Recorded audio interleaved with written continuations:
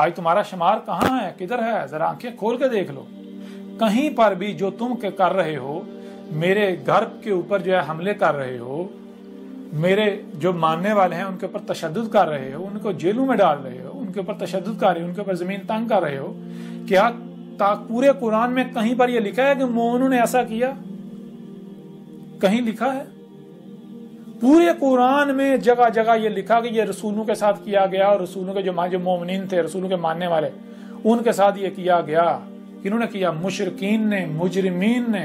تو ذرا بتاؤ تم لوگ کیا ثابت ہو رہے ہو؟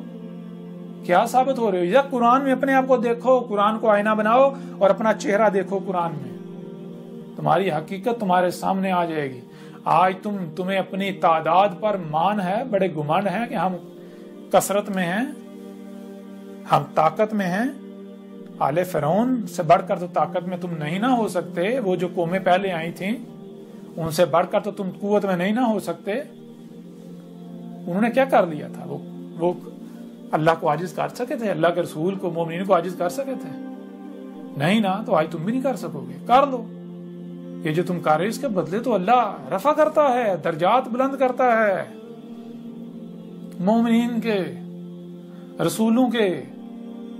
عیسیٰ ابن مریم کے ساتھ کیا کیا تھا؟ عیسیٰ ابن مریم کو صلیب پر چڑھا دیا، اپنی طرف سے قتل کر دیا، لیکن پھر بھی کامیاب نہیں ہو پائے۔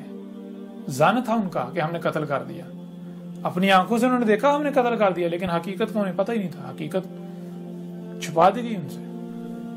تو یہ آگے ان ہوا الا عبد انعمنا علیہ وجعلنہ مثلا لبنی اسرائیل، ان ہوا نہیں ہے، اللہ گواہی دے رہا ہے، قرآن یہ گواہی دے رہا ہے اپنے رسول عیسیٰ کے بارے میں، نہیں ہے یہ، اگر ہے تو کیا ہے؟ یہ ہوا ہے، یہی یہ جو وجود ہے، یہ وجود بول رہا ہے اس کی صورت میں۔ اور کیا کیا ہم نے؟